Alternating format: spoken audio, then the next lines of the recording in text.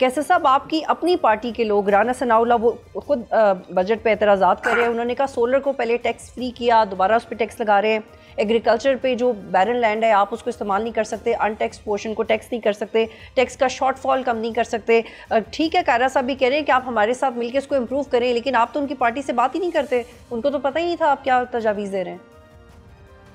नहीं, ये तो बिल्कुल आप ऐसी बात करें, सारा मशवरा ही उनकी पार्टी से हो रहा है। ये मेरा स्टेटमेंट नहीं है, ये नैयर हुसैन बुखारी साहब का स्टेटमेंट है। मेरी बात तो सुनिए जी, मेरी बात तो सुनिए, जिसका भी स्टेटमेंट है मेरा पॉइंट सुनिए ना, कि जो सेनेट की फाइनेंस कमेटी है उसको हेड कर रहे हैं सलीम मानवी वाला, जो पीपल पार्टी से जिनका तल्लक है, जो थ्रेड बेस्ड डिस्कस कर रही है बजट पे, और जो रिकमेंडेशन वो करेगी उस पर हम बिल्कुल गौर करेंगे।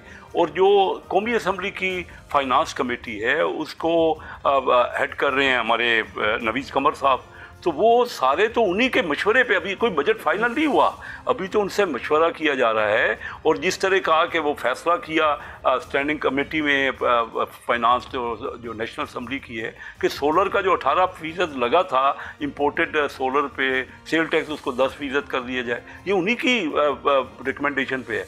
इस तरह वो डेवलपमेंट में भी जहाँ सिंध को जो रिजर्वेशन थी उस पर गौर हो रहा है और उस पर डिस्कस हो रहा है। हमारी एलआई पार्टी है, हम उनके साथ मिलकर चल रहे हैं। और बजट में तो देखिए ना, आम आदमी के लिए तो बहुत कुछ रखा गया है। मसलन इसमें काम ही आम आदमी के लिए किया गया है। बेनज़ीर इनकम सपोर्ट में 1 करोड़ फैमिलीज हैं, 4-5 करोड़ लोग हैं, उनके लिए फंड्स को बढ़ा दिया गया, वो सबको फ़ायदा पहुँचे 4-5 करोड़ लोगों को। फिर जो हमारी तरक्याती स्कीम है, डेवलपमेंट PSDP है, वो पिछले साल यूज़ हुई 500-550 अरब रुपए, इस साल उसको 1000 अरब किया जा रहा है जो फेडरल की है, बाकी तो सूबों को दिया गया है, कुल तो 4000 अरब है। तो ये भी जो है आम आदमी को फ़ायदा होगा।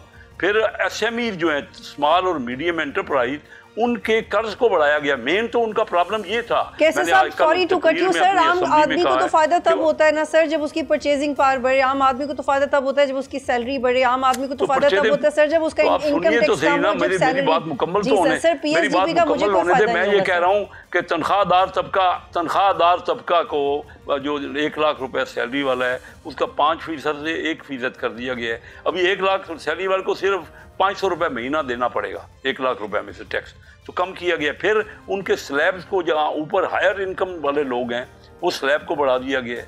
फिर 10% तनख्वाहें बढ़ाएंगी, तो ये क्या फायदा है, किसको हो रहा है ये फायदा सारा? ठीक है, कैसे साहब, एक और सवाल ले लीजिए, आपका जवाब आ गया सर। बिलीव यही करते हैं।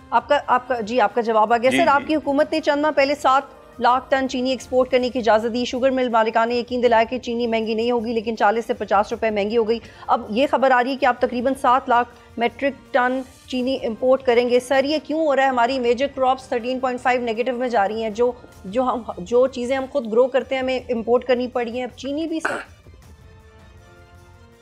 कैसे साहब, ये अभी तक खबर मेरे कैबिनेट में तो कोई इसके डिस्कशन नहीं हुई, किसी किस्म की कोई भी बात नहीं है। ये कोई अखबारी खबरें होंगी, किसने कोई अथेंटिक आपके पास है तो मुझे बता दीजिए, और अगर वो होगा तो उसके तमाम प्रास एंड कॉन्स को सोच समझ के, ताकि प्राइसेस ना बढ़ें, हो सकता है। लेकिन ये अभी कोई, मैं क्या कह सकता हूँ जब तक मेरे नॉलेज में ही नहीं है कि क्या फैसला हुआ है।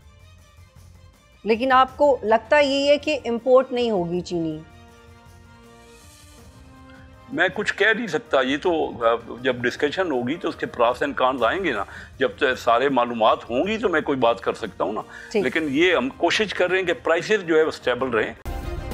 सब्सक्राइब करें और बेल दबाएं ताकि कोई खबर रह न जाए।